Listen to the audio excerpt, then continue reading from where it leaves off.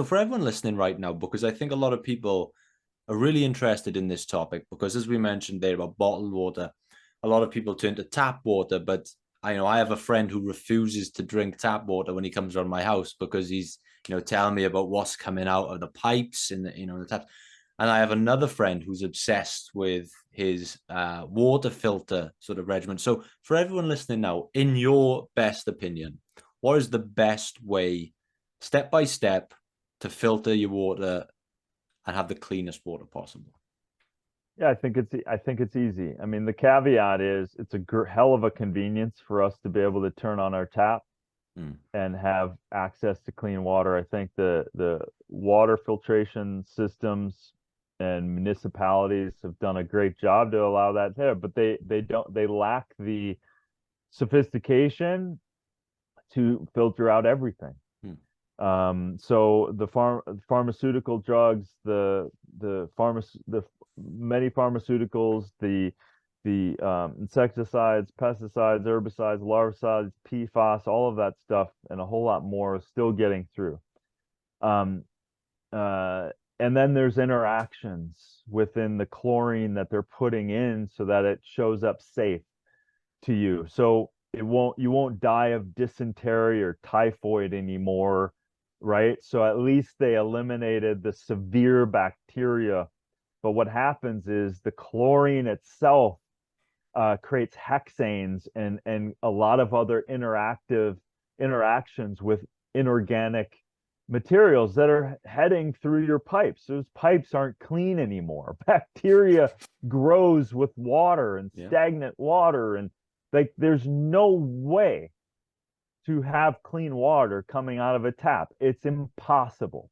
Clean enough so it doesn't kill you immediately, but it's clean enough. So that said, um, easy thing is distillation. So distilling water is creating a phase change. You have water, it evaporates and it recondenses. Mm. So it doesn't allow for the total dissolved solids, which is a classification of everything I said and a whole lot more that's in the water. So you leave that there and it evaporates, and then you have neutral 7.0, pharmaceutical grade clean water. You don't want to leave the water that way in order to consume it. We are saltwater beings. Yeah. The cells live in a osmotic flow between sodium potassium pump. The electrolytes are necessary for the battery action of what goes in and out of the cell. So easy kind of ways, unrefined Celtic sea salt, Himalayan salt, fulvic minerals, shilajit even. These kind of things you can easily add back into water. You're mimicking nature.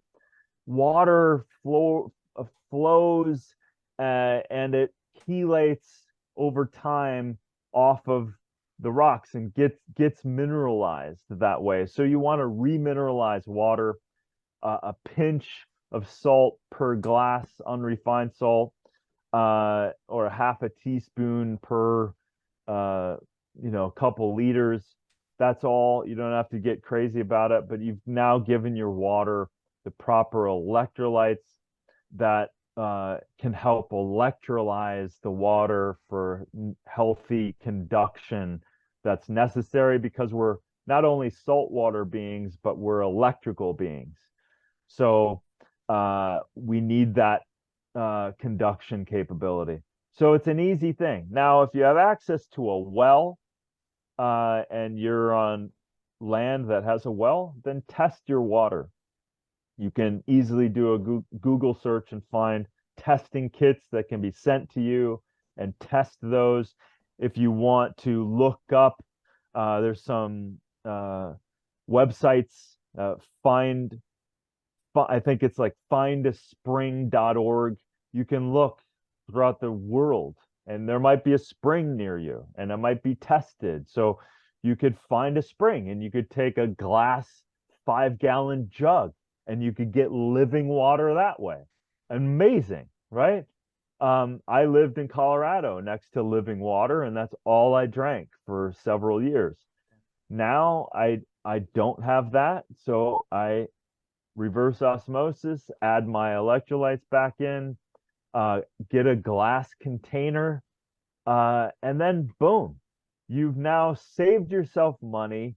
You've created powerful water for yourself. You can even activate it, and the cells like to organize.